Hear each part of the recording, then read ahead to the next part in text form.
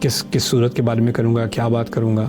اور میں اس وقت کالج اسٹوڈنٹ تھا، اور وہ UN میں وہاں پر پروفیشنلز ہیں، ایجوکیٹڈ لوگ ہیں، اور اٹ واز ریئلی نرو ریکنگ. اچھا میں وہاں پہ گیا ہوں، میں نے اپنے نوٹس، مجھے ابھی تک یاد ہے، جمعے کے لیے مجھے بلایا، اس نے اذان دینی تھی، اس نے کہا خطیب آیا ہے، میں نے ہاتھ ایسے کیا، اس نے کہا ہاں اوکے. تو میں کھڑا ہوا خطبہ دینے کے لیے، میرے ہاتھ میں میرے پیپرز تھے اور میرا ہاتھ ایسے ہل رہا تھا، اور جب میرا ہاتھ ہلنا بند بھی ہوا تو جو الفاظ تھے نا میرے نوٹس کے، وہ لگ رہا تھا کیڑے مکوڑے بن کے وہ سفر کر کے گزر گئے، کاغذ خالی ہو گیا. مجھے کچھ سمجھ ہی نہ ہے میں کہہ کیا رہا ہوں، بات کیا کر رہا ہوں.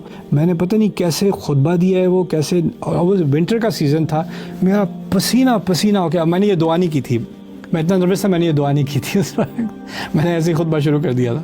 پھر میں نے جب نماز پڑھائی، میں اتنا نروس تھا نماز پڑھاتے وقت کہ میں نے فاتحہ نہیں پڑھی. لوگوں نے بیچ میں فاتحہ مجھے الحمدللہ رب العالمین، اوہ میں قل هو اللہ سے شروع ہو گیا تھا. جب نماز ختم ہوئی ہے تو لوگوں نے آ کے، لوگ خطیب سے آ کے ہاتھ ملاتے ہیں، مجھے لوگ تعزیت دینے کے لیے آ رہے تھے. It's okay next time.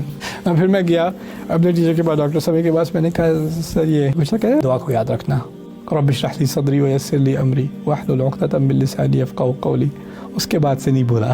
اس کے بعد اگر اونچی آواز میں کہوں، دل میں کہوں، کہتا ضرور ہوں کہ اللہ تعالیٰ بس دل کو ایک سکون دے دے، اور پھر بات کو کنٹینیوس کرنے کی اور واضح کرنے کی صلاحیت دے دے. رب اشرح لی صدری ویسر لی امری واحلل عقدۃ من لسانی یفقہوا قولی.